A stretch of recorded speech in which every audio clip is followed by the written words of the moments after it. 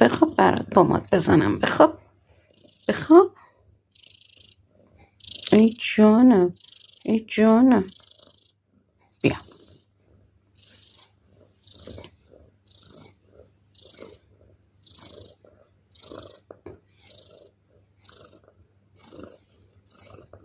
خوب میشه.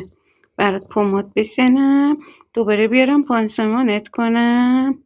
آره دوباره پانسمان کنمت. الان میارم پانسمانت میکنم و دوباره وقت چشت خوب میشه مامانی. یه ذره استراحت کنی خوب میشی. آفرین. تشکر نمیکنی ازم؟ پماد برات زدم تشکر میکنی ازم؟